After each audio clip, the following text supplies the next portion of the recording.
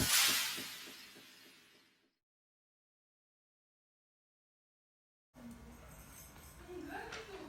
Tuhan, kita masih ada sampai saat ini. Kita boleh beribadah pada pagi hari ini. Walaupun lewat live streaming, kita mau tetap memuji dan bersyukur pada Tuhan karena kita memiliki Allah yang begitu luar biasa. Kita mau angkat itu pujian penyembahan. Hidupku adalah penyembahan, pujian dan syukurku.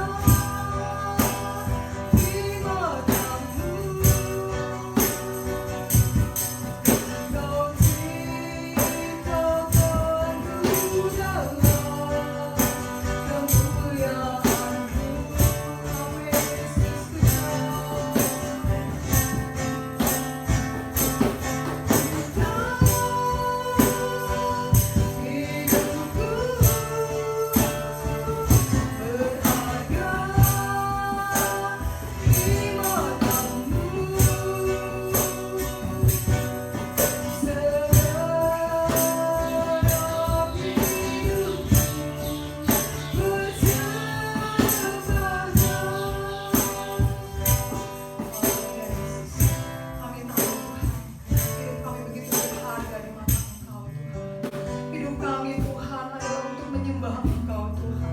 Kami mau pakai hidup kami Tuhan hanya untuk memuliakan Engkau, mengagungkan Engkau, meninggikan Engkau Tuhan. Sebab Engkau layak Tuhan Yesus menerima pujian dan hormat dan sembah dari kami. Kami bersyukur Tuhan bila kami masih ada sampai saat hari ini Tuhan. Kami mau pergunakan itu Tuhan di sesuatu yang ada hanya untuk Tuhan Yesus memuliakan Engkau Bapa.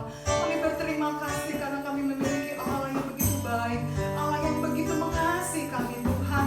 Oleh sebab itu Bapa, biarlah kiranya Allah menguduskan kami, menyucikan hati kami Bapa, untuk membesarkan nama-Mu Bapa, sehingga pujian kami boleh naik harum di hadapan Engkau Tuhan. Kami percaya Tuhan, Engkau memberkati kami Tuhan sebagai WL Tuhan, pemain musik Tuhan. Bila kami mendengarkan firman-Mu Tuhan, biarlah kiranya Engkau urapi kami dengan kuasa daripada Roh Kudus-Mu Bapa. Kami percaya Tuhan, pujian kami tidak akan berlalu dengan begitu saja, tapi Engkau memberkati kami Bapa. Setiap orang-orang Tuhan Yesus yang mengagungkan dan memuji nama Engkau. Terpuji nama Yesus, terpuji nama-Mu Roh Kudus. Kami membuka Tuhan ibadah kebaktian pada pagi hari ini hanya di dalam nama Tuhan Yesus. Haleluya. Amin. 10 hari telah kita lalui dalam kita mencari kepenuhan daripada Roh Kudus, dan kita telah diberikan kekuatan, kita telah diberikan oleh pada Tuhan kuasa, di mana Allah yang selalu campur tangan dalam kehidupan kita. Biarlah Roh itu tetap ada di dalam kehidupan kita, karena kita mau angkat pujian anggur baru, Roh Kudus tercurah di tempat ini.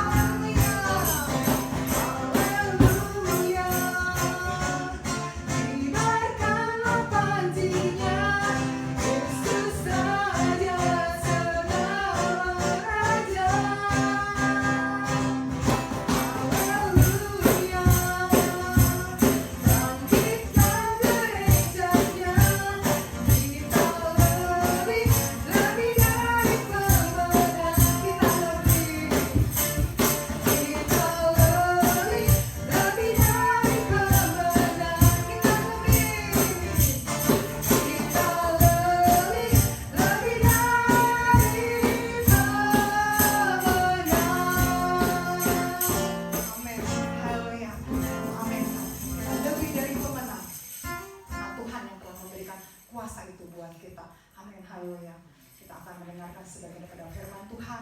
Biarlah kita kiranya kita siapkan hati kita, karena kita mau dipenuhi terus oleh kebenaran daripada firman Tuhan. Karena kita rindu hati kita dengan keberadaan saat-saat hari ini. Kita mau dengan tindakan kita, dengan perkataan kita, kita mau imani melalui firman Tuhan, kita boleh dimenangkan. Amin, haleluya. Gue yakin saat kau berfirman,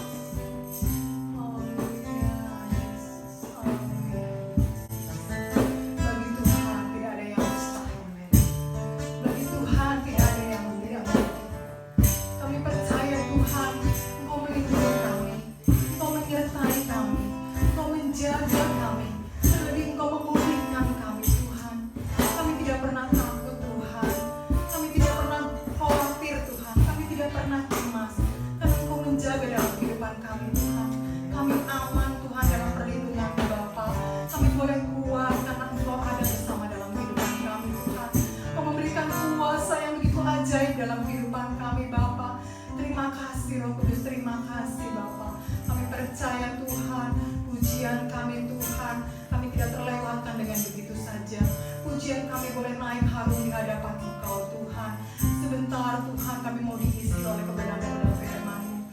Singkapkan Tuhan rahasia daripada firman-Mu Tuhan, sehingga kami boleh lebih dewasa lagi dalam mengiring akan Engkau Tuhan. Terlebih kami boleh mengenal Engkau lebih dalam lagi Tuhan. Karena kami tahu Tuhan dalam mengatasi situasi sekarang ini Tuhan, dengan kekuatan kami tidak mampu Tuhan. Tapi kami boleh dikuatkan hanya dengan kekuatan yang daripada Engkau Tuhan. Oleh sebab itu Tuhan, biarlah taburan daripada firman-Mu Tuhan boleh tertanam di dalam kehidupan kami Tuhan.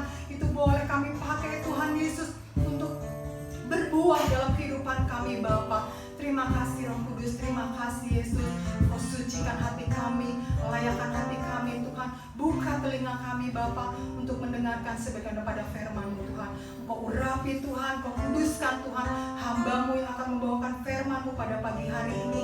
Biar setiap kata-kata yang keluar Tuhan boleh berasal daripada firman-Mu, boleh berasal daripada Engkau Tuhan. Kau mengurapi dengan kuasa daripada Roh Kudus-Mu Bapa. Kami mau sambut firman-Mu hanya di dalam nama Tuhan Yesus. Haleluya. Amin. Kita mau mendengarkan firman Tuhan yang akan dibawakan oleh pendeta Raymond Purba.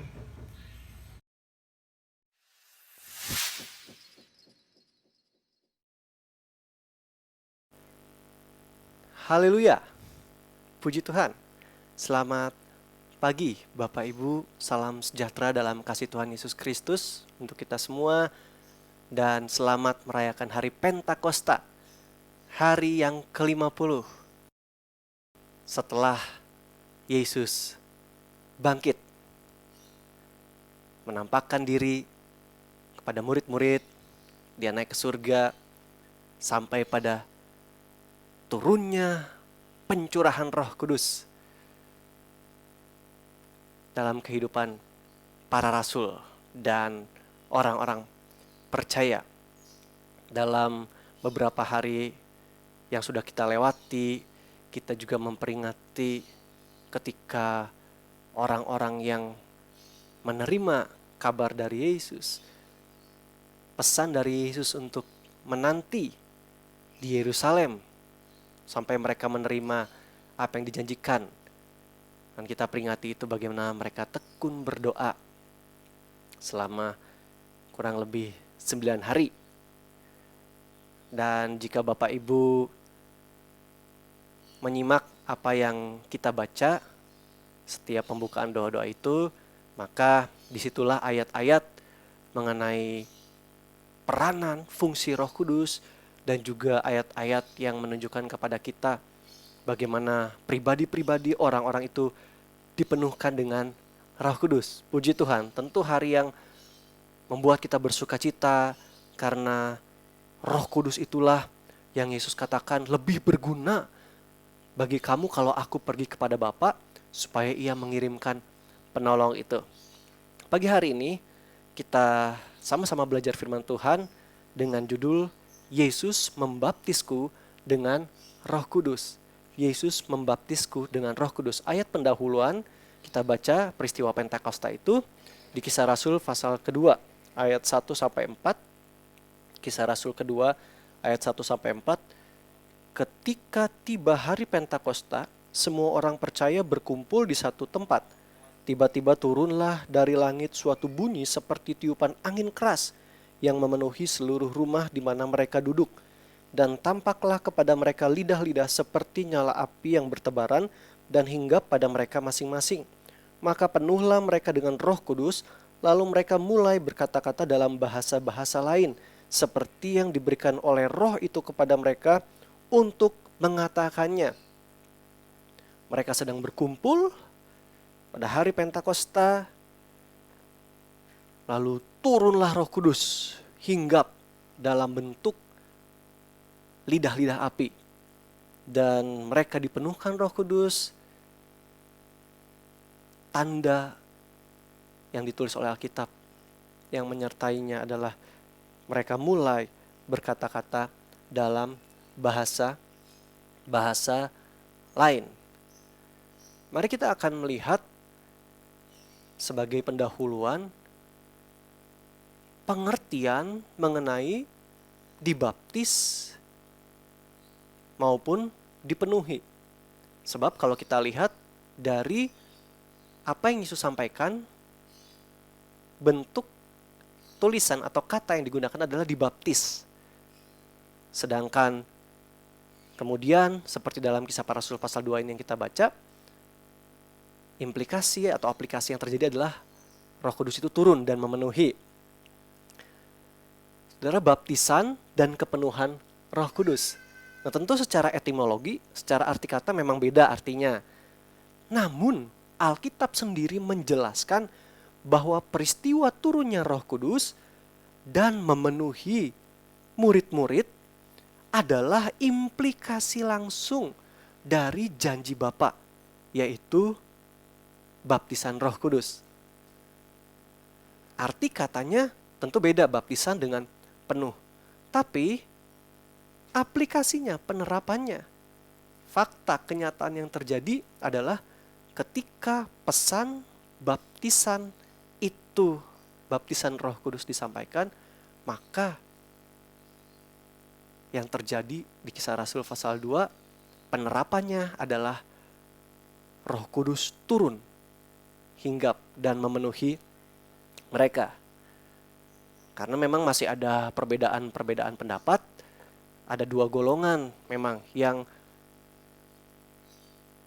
setuju seperti tahun lalu saya kira ya, saya sempat mengutip perkataan teolog yang memang sama, dia menyamakan arti dari baptisan maupun kepenuhan Roh Kudus, tapi ada juga yang masih membedakannya. Dan bagi kita ini penjelasannya, walaupun dari segi arti kata berbeda, namun itu penerapannya, itu yang terjadi dalam Alkitab yang kita baca. Mari kita akan lihat beberapa ayat seperti di Kisah Rasul pasal 1 ayat 5. Di situ yang dikatakan, tidak lama lagi kamu akan dibaptis dengan Roh Kudus. Ini ya, perkataan Alkitab itu, dibaptis dengan Roh Kudus. Kemudian dilanjutkan oleh Yesus di ayat 8-nya Kisah pasal 1. Kalau Roh Kudus turun ke atas kamu dan kamu akan menjadi saksi. Bapak Ibu perhatikan kata-kata yang digarisbawahi.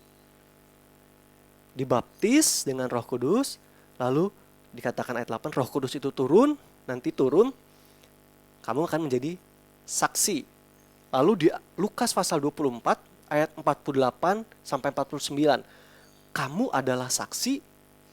Lalu Yesus, aku akan mengirimkan apa yang dijanjikan Bapakku.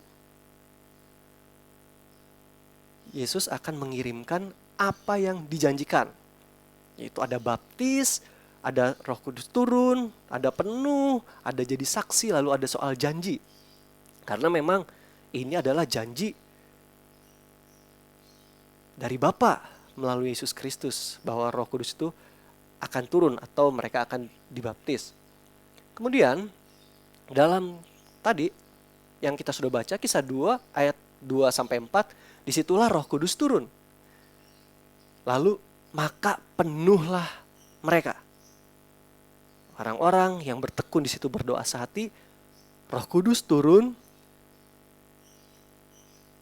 dan mereka penuh. Lalu seperti tadi ayat-ayat sebelumnya, mereka penuh dengan Roh Kudus, dan kita mengerti di Kisah pasal 2 bagaimana Rasul, khususnya Petrus itu langsung menjadi saksi.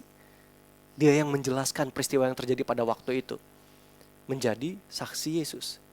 Dan kita baca di pasal 2 ayat 33-nya, ini dijelaskan, Kisah Rasul pasal 2 ayat 33, dan sesudah ia ditinggikan oleh tangan kanan Allah dan menerima Roh Kudus yang dijanjikan itu, maka dicurahkannya apa yang kamu lihat dan dengar di sini.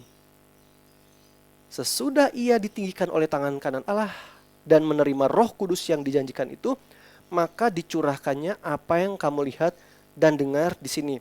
Nah, Bapak Ibu jangan bingung, ini bukan berarti maksudnya Yesus menerima Roh Kudus setelah ia ditinggikan Allah, bukan. Kita mengerti Yesus dipenuhkan oleh Roh Kudus pada waktu ia dibaptis. Tetapi maksud dari kalimat ini adalah seperti apa yang disampaikan tadi ya Kisah Rasul pasal 1 ayat 5, janji Bapa, terus Yohanes 14, Yohanes 16, bagaimana Yesus akan naik dulu kepada Bapa, baru janji Roh Kudus penolong itu akan turun. Jadi yang dimaksud kalimat ini bukan Yesus di sana dia menerima Roh Kudus, tetapi yang dimaksud adalah waktu Yesus kembali kepada Bapa, dia menerima janji itu. Yaitu janji bahwa kalau dia sudah naik, maka Roh Kudus turun. Jadi itu janji yang dia terima. Dia naik ke surga, maka Roh Kudus itu akan turun. Dan itulah yang terjadi dalam Kisah pasal 2. Itu yang dijelaskan oleh Petrus. Janji Bapa apa yang sudah disampaikan oleh Yesus. Mereka dibaptis oleh Roh Kudus. Disinilah peristiwa itu. Ketika Yesus sudah naik, maka dia terima janji itu, lalu kemudian dicurahkan. Janji bahwa ketika ia naik, maka Bapa mencurahkan Roh Kudus. Yesus membaptis mereka. Itu yang terjadi di ayat 33.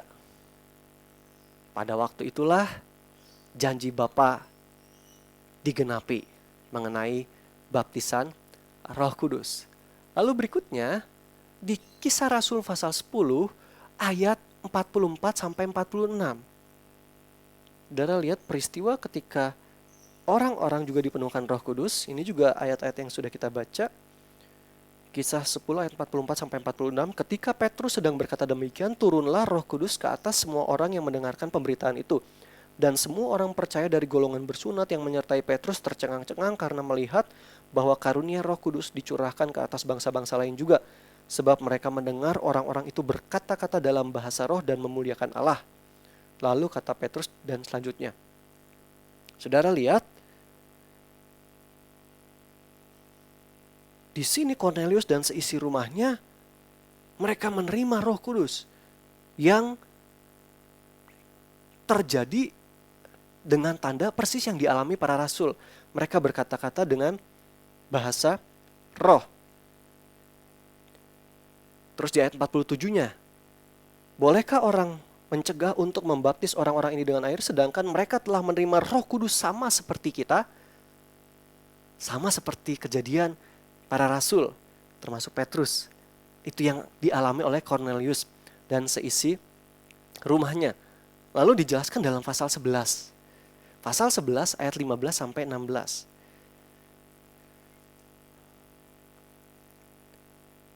Dan ketika aku mulai berbicara, turunlah Roh Kudus ke atas mereka, sama seperti dahulu ke atas kita.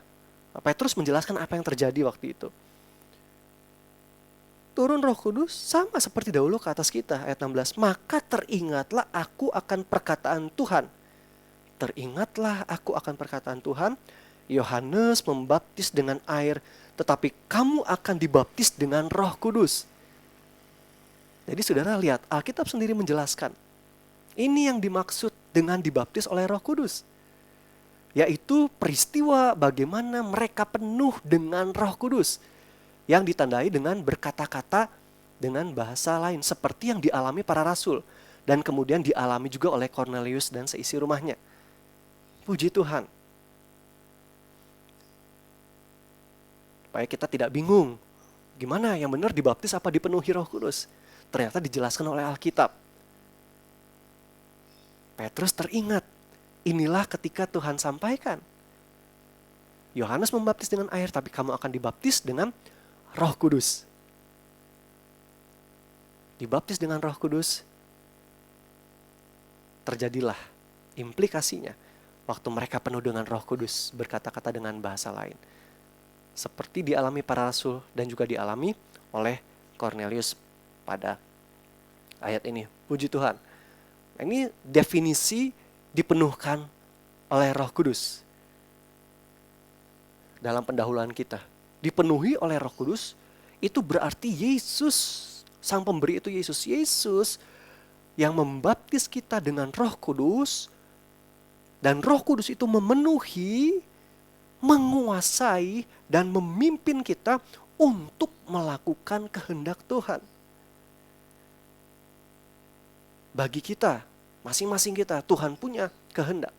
Khususnya untuk menjadi saksi mengenai kematian dan kebangkitan Yesus Kristus. Itulah pengertian dipenuhi dengan Roh Kudus ataupun dibaptis dengan Roh Kudus. Ketika Yesus Kristus membaptis kita dengan Roh Kudus, dan Roh Kudus itu yang memenuhi, menguasai dan memimpin kita. Ingat, kita dikuasai, dipimpin untuk melakukan kehendak Tuhan, khususnya menjadi saksi Yesus Kristus. Bukan untuk pamer gaya-gayaan, bukan untuk kepentingan kita, tetapi untuk menjadi saksi Yesus Kristus. Puji Tuhan. Sekarang kita masuk bagian pertama. Perlu gak sih kita dipenuhkan oleh Roh Kudus? Perlukah kita dipenuhi oleh Roh Kudus? Tentu jawabannya juga bukan berdasarkan pengalaman seseorang. Misalnya pengalaman saya, tentu saya akan berkata sangat perlu. Atau pengalaman hamba Tuhan ini, pendeta ini. Bukan. Tapi berdasarkan apa yang dikatakan Alkitab.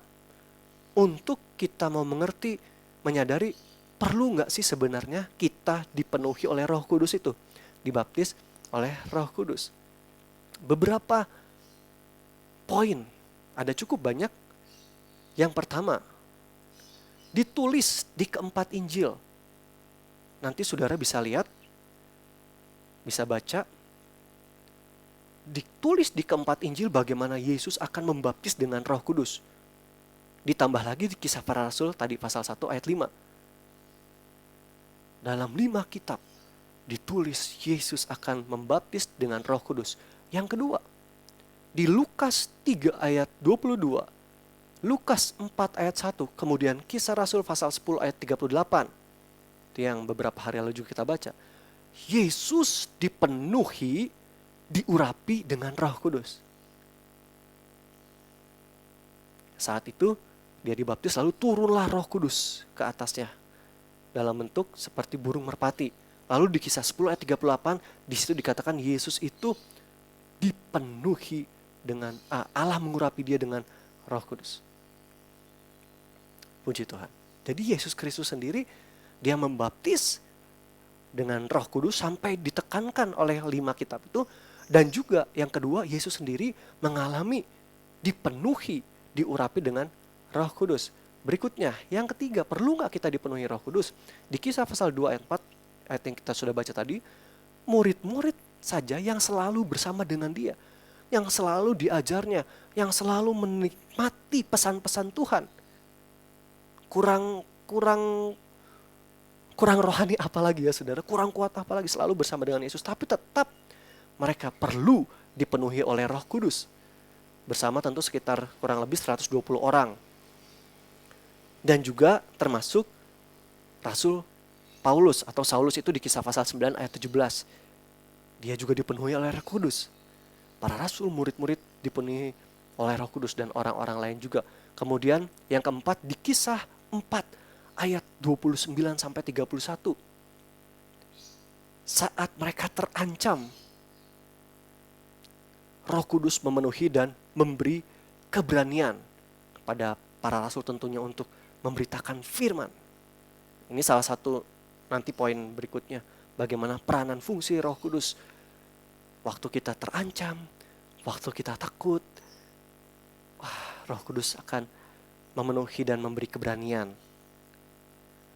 Ya cocok ya, misalnya dengan kondisi kita saat-saat ini. Jika kita sedang dalam keadaan ketakutan, maka tentu kita menyadari kita perlu dipenuhi oleh Roh Kudus. Karena Roh Kudus yang akan memberikan kepada kita keberanian dalam kita menghadapi situasi kita yang saat-saat ini. Kemudian yang kelima, di Kisah Rasul pasal 8 ayat 17. Samaria pada waktu itu sudah terima firman Allah. Mereka sudah menerima firman Allah, tetapi perlu untuk Roh Kudus turun ke atas mereka. Jadi waktu itu dikirimlah Rasul Petrus dan Yohanes dari Yerusalem ke daerah Samaria yang sudah menerima firman Allah. Lihat saudara, sudah terima firman Allah. Tetap perlu untuk Roh Kudus itu turun ke atas mereka. Kemudian di Kisah Rasul yang ke-6, Kisah Rasul pasal 19 ayat 1, 2 dan 6. Beberapa murid di Efesus harus juga mengalami Roh Kudus turun ke atas mereka. Beberapa murid di Efesus harus juga mengalami Roh Kudus turun ke atas mereka. Padahal kita tahu ya, kalau sudah masuk golongan murid, seperti yang ditulis penulis yang sama, Kisah Para Rasul itu Lukas, wah saudara, mereka menyangkal diri, mengikut Yesus, memikul salib. Jadi pasti bukan orang sembarangan dalam mengikut Yesus. Tetapi meskipun seperti itu, tetap para murid ini, ketika Paulus ketemu di Efesus, mereka itu baru dibaptis dengan baptisan Yohanes. Mereka bahkan belum mendengar tentang Roh Kudus. Dan di situ perlu untuk mereka mengalami Roh Kudus turun ke atas mereka. Dan kemudian alasan berikutnya, perlukah dipenuhi dengan Roh Kudus, adalah yang ketujuh, peranan Roh Kudus yang sangat signifikan dalam kehidupan manusia. Saudara lihat di Yohanes 14, Yohanes 16, Kisah pasal 2, Kisah pasal 4, 1 Korintus, di surat Roma, surat Efesus, di surat Yudas, dan lain-lain. Termasuk beberapa ayat yang sudah kita baca. Bagaimana peranan Roh Kudus yang sangat penting, yang sangat signifikan dalam kehidupan kita. Puji Tuhan. Contoh dari fungsi Roh Kudus jemaat Tuhan. Ini contoh seperti di Efesus 1. Mari kita lihat. Dari sekian banyak contoh, Efesus pasal 1 ayat 13 dan 14. Di dalam Dia kamu juga, karena kamu telah mendengar firman kebenaran, yaitu Injil keselamatanmu, di dalam Dia kamu juga ketika kamu percaya dimeteraikan dengan Roh Kudus yang dijanjikannya itu. Dan Roh Kudus itu adalah jaminan bagian kita sampai kita memperoleh seluruhnya, yaitu penebusan yang menjadikan kita milik Allah untuk memuji kemuliaannya. Puji Tuhan. Roh Kudus jaminan sampai kita peroleh seluruhnya, yaitu penebusan yang menjadikan kita milik Allah. Rupanya tentu ada beberapa persyaratan dalam Alkitab sampai kita memperoleh seluruhnya, yaitu penebusan yang menjadikan kita milik Allah. Rupanya untuk kita menjadi milik Allah, saudara, dalam penebusan itu kita memerlukan Roh Kudus yang menjadi jaminan kita. Supaya kita sepenuhnya jadi milik Allah, kita perlu Roh Kudus itu. Kemudian contoh berikutnya di Roma 15 ayat 13.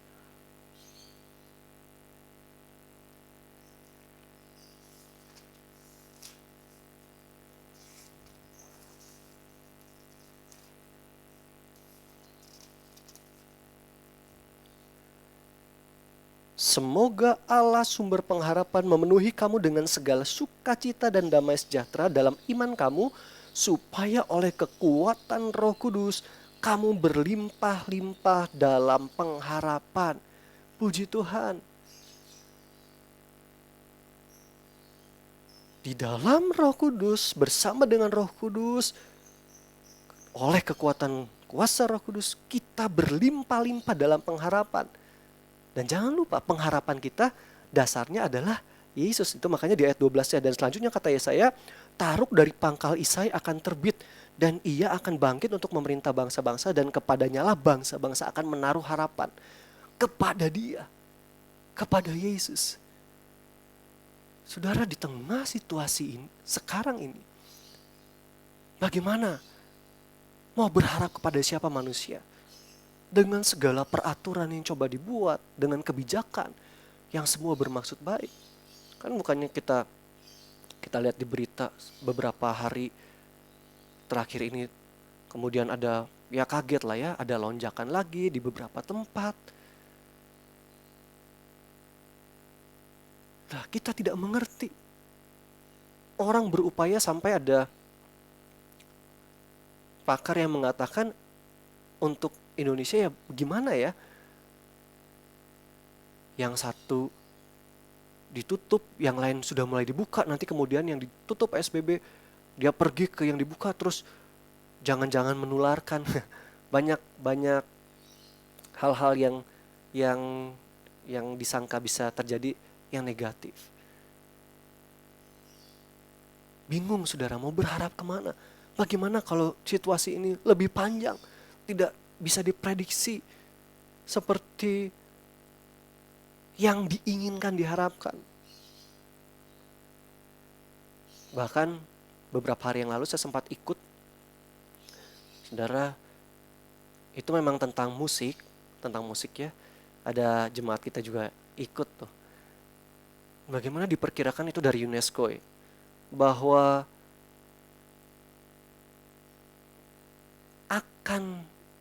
dunia ini akan mulai pulih mungkin sekitar 2 tahun lagi. Jadi memang new normal ini masih panjang ya saudara. Kita nggak tahu. Tetapi yang jelas kita lihat melalui kekuatan Roh Kudus kita itu berlimpah-limpah dalam pengharapan. Pengharapan di dalam Yesus Kristus yang kepadanya semua bangsa berharap. Tidak ada lain lagi. Hanya Tuhan yang bisa menyatakan kehendaknya. Hanya Yesus dengan firman yang menopang segala sesuatu di muka bumi ini. Kepadanya kita berharap, kita berlimpah-limpah.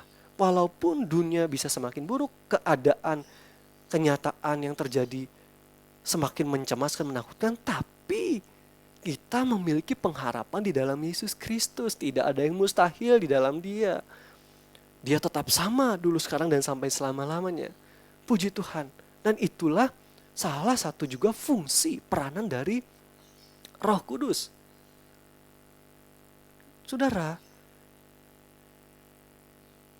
bagaimana?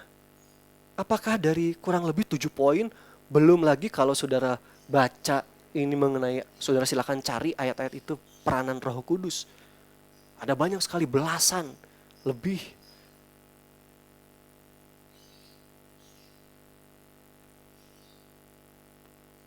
Bagaimana pendapat saudara, Bapak Ibu saudara sekalian? Dari ayat-ayat Alkitab yang kita baca, termasuk dari pengalaman Yesus, pengalaman para murid, orang-orang percaya juga. Saudara yang menyimpulkan, penting gak kalau kita dibaptis atau dipenuhkan Roh Kudus?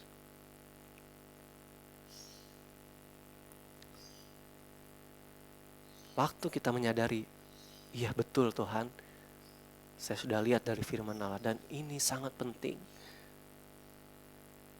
Maka kita masuk bagian kedua. Kita memohon untuk kita dibaptis dengan Roh Kudus. Kita memohon untuk kita penuh dengan Roh Kudus. Ada 3 hal di dalam kitab Kisah Para Rasul. Bapak Ibu silakan baca, dan ini memang kita sudah baca beberapa ayat dalam doa kita malam hari untuk dipenuhkan Roh Kudus. Yang pertama Kisah 1 dan Kisah pasal 4, saat mereka berdoa memohon. Di pasal 1 mereka tekun berdoa. Ingat, doanya adalah doa permohonan. Saudara, bukan memaksa Tuhan. Saudara memohon karena ini adalah janji dari Bapa sendiri. Itu adalah seperti di Lukas, ini adalah pemberian baik dari Bapa, yaitu kita menerima Roh Kudus. Kita tidak perlu ngotot, aduh cara instan, cara cepatnya gimana. Ada waktunya Tuhan memenuhi engkau asal engkau mau. Engkau tekun berdoa, tidak patah semangat. Dalam waktu-waktu engkau berdoa pribadi, dalam saat beribadah bersama dengan jemaat, tekun berdoa dan memohon. Lalu yang kedua, Kisah pasal 8, Kisah pasal 9, dan pasal 19. Bagaimana di situ ada penumpangan tangan oleh para rasul. Kalau di Kisah pasal 8 jelas sekali didahului dengan mereka berdoa dulu. Tadi yang orang-orang di Samaria supaya menerima Roh Kudus. Petrus dan Yohanes ya berdoa dulu supaya orang-orang Samaria penuh Roh Kudus. Mereka yang sudah dengar firman Allah. Lalu ditumpangkan tangan dan mereka penuh dengan Roh Kudus. Lalu yang ketiga di Kisah pasal 10 ketika Cornelius dan seisi rumahnya mereka sedang mendengarkan Injil Yesus Kristus. Dijelaskan oleh Petrus siapa Yesus. Karena ingat salah satu peranan Roh Kudus juga dia akan bersaksi tentang Yesus. Bersaksi tentang aku di Yohanes pasal 15 ya, ayat 20-an di situ. Tentu juga mengingatkan bahwa memang yang membaptis kita dengan Roh Kudus adalah Yesus Kristus. Ketika Cornelius mendengarkan Injil tentang Yesus Kristus itu, dan penuhlah mereka dengan Roh Kudus. Dan jemaat Tuhan, ini dari ayat-ayat firman Tuhan. Bagaimana orang itu dipenuhkan atau dibaptis dengan Roh Kudus. Meskipun ada tanda yang seperti Kisah pasal 2, tanda awal berkata-kata dengan bahasa lain, juga pasal 10. Tetapi ada juga beberapa hal yang lain seperti Saulus juga penuh, tapi tidak ditulis berkata-kata dengan bahasa lain. Nah itu masih tetap jadi perbedaan pendapat, tapi tidak usah dipersoalkan. Nah kita mengikuti seperti apa yang dikatakan Alkitab. Dan itu juga yang menjadi ciri kita Pantekosta. Dibaptis dipenuhi Roh Kudus dengan tanda awal orang-orang berbicara dengan bahasa lain. Dan juga memuliakan Tuhan. Dan sejarah pengalaman gereja Pantekosta di Indonesia GPDI. Maka hal yang paling banyak terjadi ketika seseorang dipenuhkan dengan Roh Kudus. Ini sekarang kita bicara pengalaman dari firman Tuhan. Yaitu poin ini saudara. Poin pertama dan kedua. Ini ya tentu saya juga melihatnya dari beberapa tempat saya praktek, termasuk tempat saya berada. Jadi ini bisa ada. Saya juga pernah mengalaminya, walaupun maksudnya bukan tanda awal. Waktu itu memang puji Tuhan, Roh Kudus sudah membaptis, dipenuhi, dan pernah mengalami hal seperti ini ketika mendengar firman. Tetapi dari sejarah, inilah yang banyak kali terjadi, yaitu ketika mereka berdoa dengan tekun. Puji Tuhan. Sebab itu saya himbau terus jemaat Tuhan, tetap berdoa, memohon kepada Yesus untuk kita dibaptis, dipenuhkan dengan Roh Kudus. Karena itu sangat penting dalam kehidupan kita. Saudara mengerti juga sejarah Pantekosta 1920-an, Azusa Street, mereka berdoa. Kemudian saya baru dapat saudara, itu seorang Lutheran tadinya tahun 1700-an.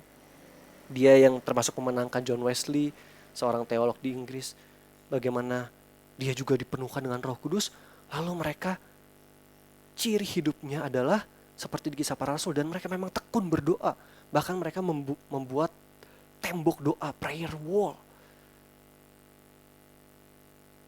supaya penuh Roh Kudus. Dan di situ bekerja Roh Kudus itu tahun 1700-an ya, saya lupa namanya, Sondervan, siapa seorang Jerman.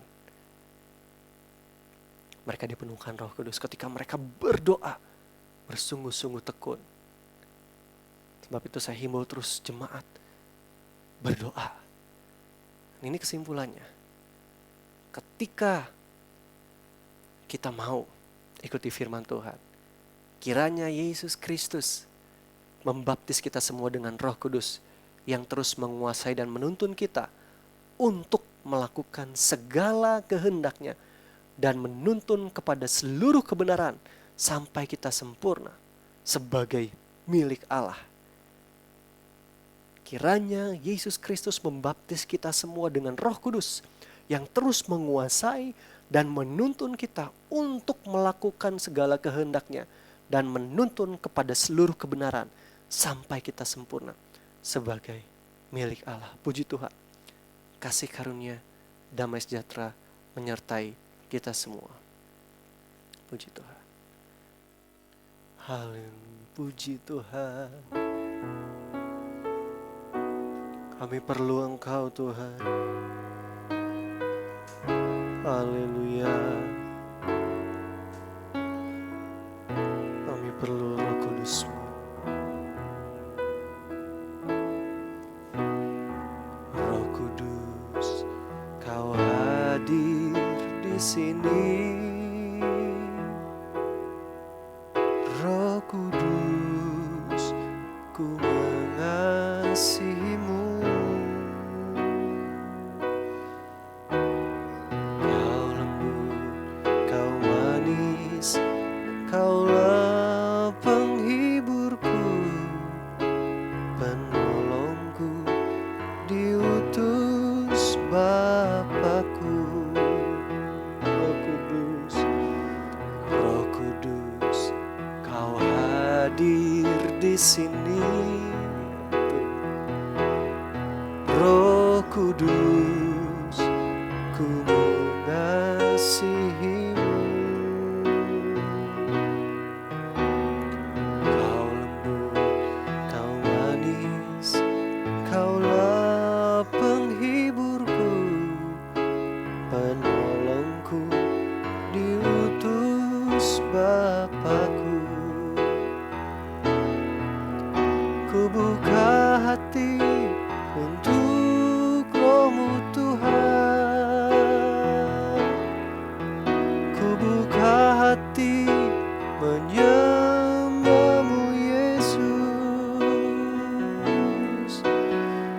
Jamahlah kami, penuhi kami dengan kuasa Allah Maha Tinggi.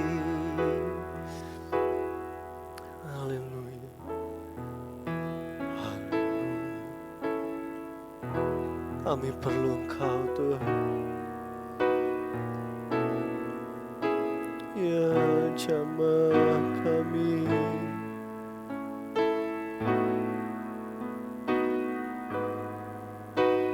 Haleluya.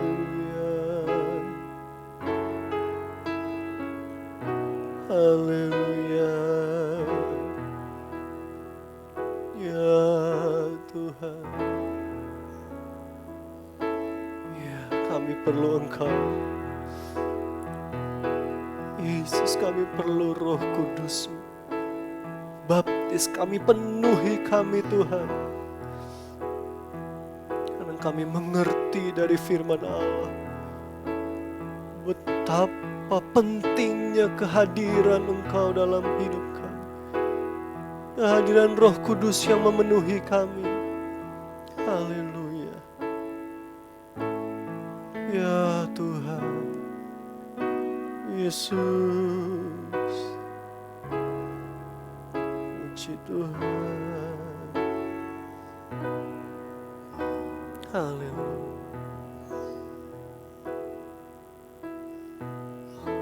Tetaplah berdoa jemaat Tuhan di rumah engkau masing-masing. Mohonkanlah kepada Bapa. Dia tahu memberikan pemberian yang baik. Dia mengerti kapan saatnya. Dia baptis. Dia penuhi kita dengan Roh Kudus. Haleluya, haleluya. Haleluya, Engkau buka hati. Dia yang akan bekerja.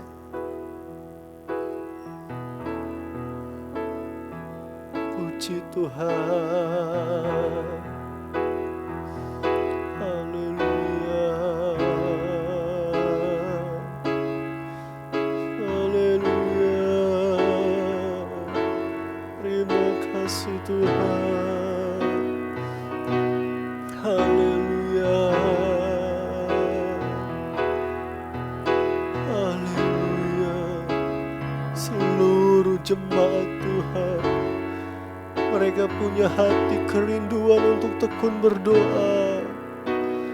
Haleluya. Semua jemaat Tuhan penuhi dengan Roh Kudus. Haleluya. Haleluya.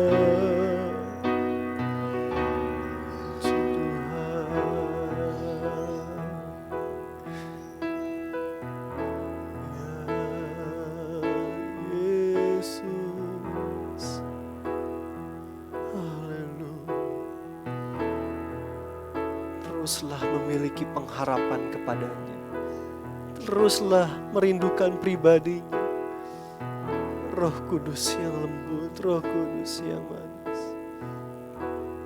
Haleluya. Datang penuhiku,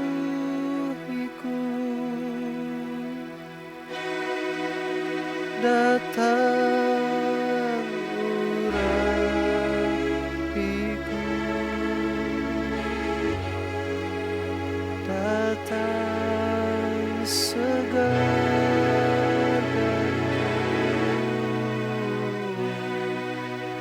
Roh Kudus yang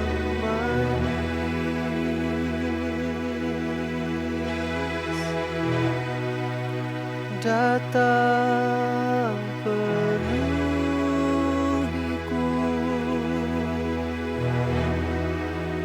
datang urapiku,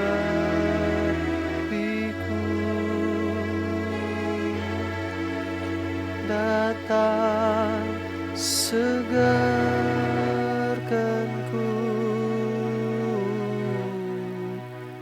Roh Kudus yang manis.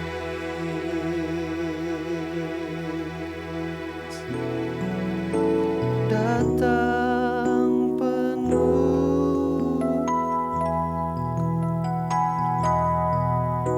datang urapiku, datang segarkanku,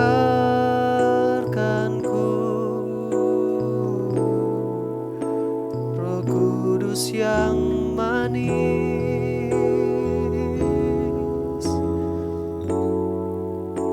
Datang penuhiku,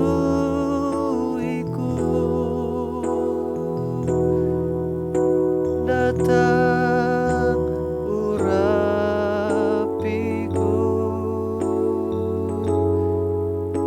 datang segarkanku,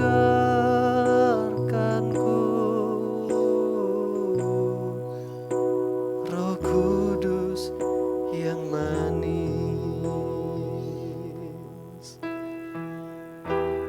Haleluya.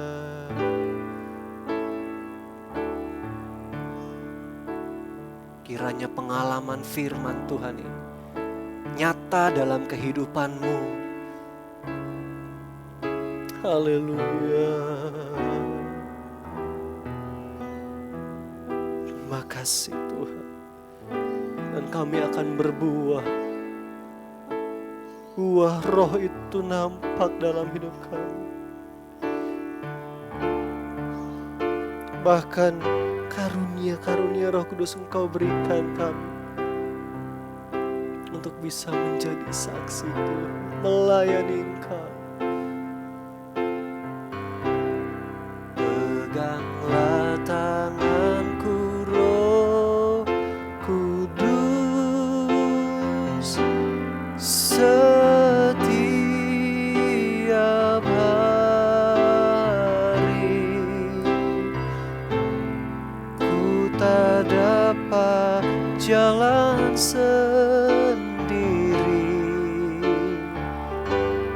tanpa Roh-Mu. Bawalah diriku kepada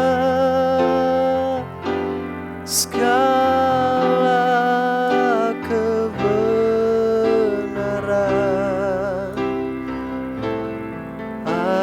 Biar ku tidak tersesat